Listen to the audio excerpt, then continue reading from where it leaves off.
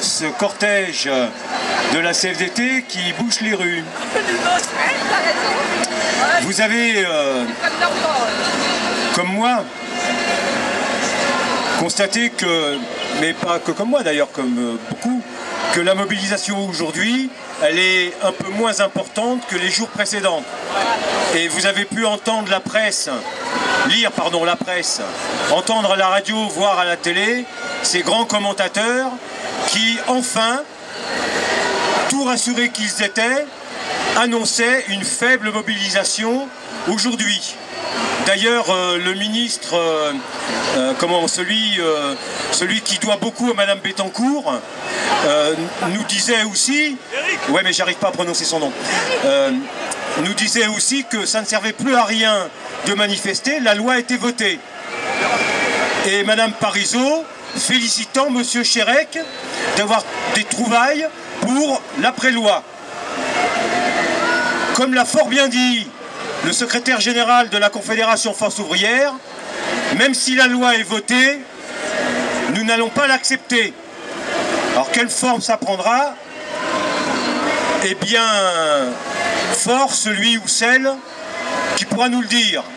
En tout état de cause, depuis plus de 15 jours, que dans tout le pays, dans nombre de secteurs, les raffineries, parce que c'est ce qu'on a le plus vu, les dockers, les ports d'une manière très générale, les services de technique des villes, mais aussi dans tout un tas d'autres petites entreprises, il y a des grèves qui éclatent.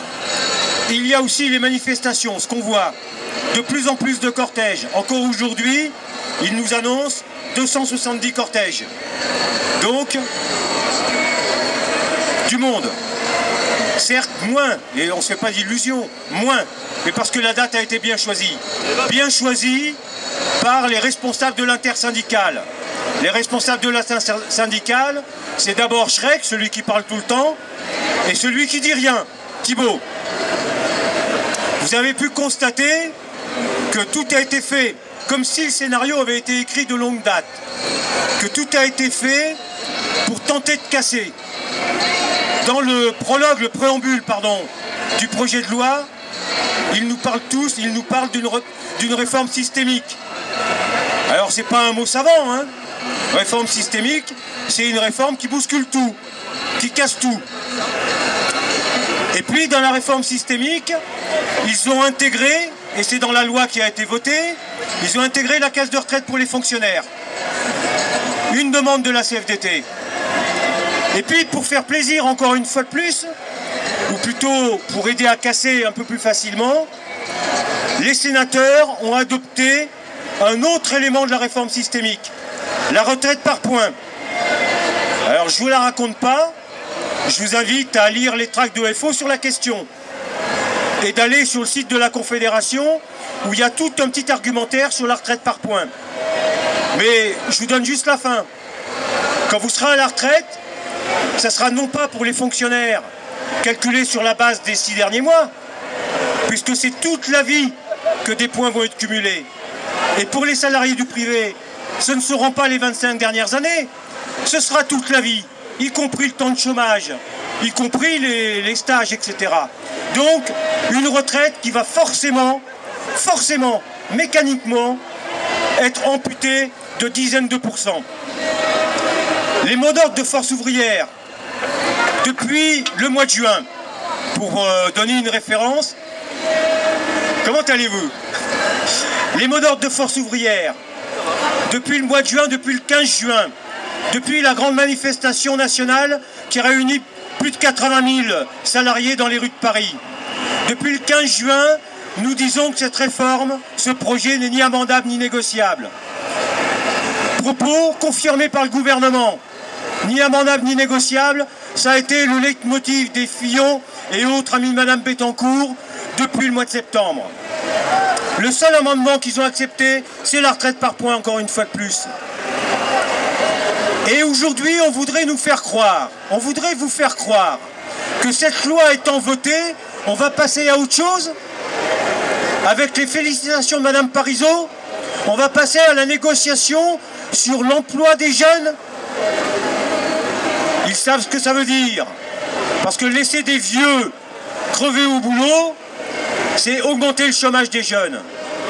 Et ils vont nous faire croire qu'ils vont mener une négociation sur l'emploi des seniors, mais dans toutes vos entreprises, au moins dans nos secteurs d'intervention, postaux et télécoms, c'est déjà ce qui se fait, avec les résultats que vous connaissez tous.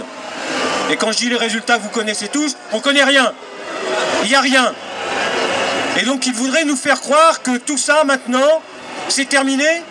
Ils voudraient nous faire croire que la loi est votée, et comme le dit Shrek, la loi est votée, on ne va pas faire d'antiparlementarisme.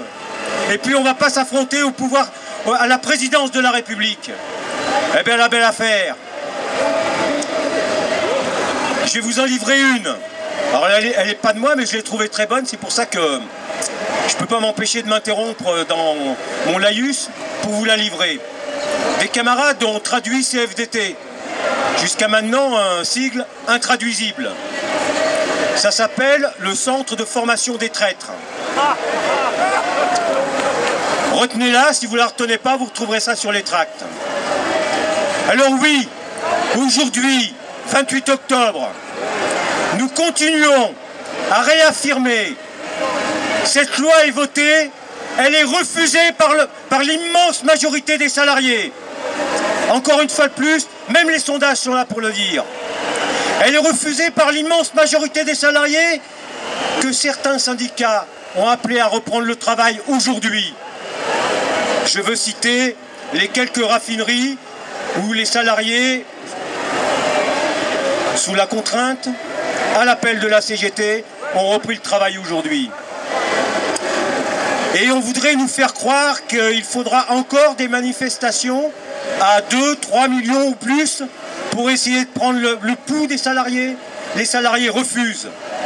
Oui, le mot d'ordre de Force ouvrière, ni amendable, ni négociable, retrait sans condition, cette fois de la loi, retrait sans condition de la loi est encore plus d'actualité.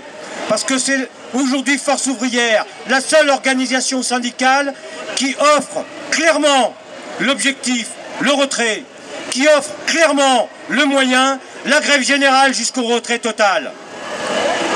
Ni amendable, ni négociable,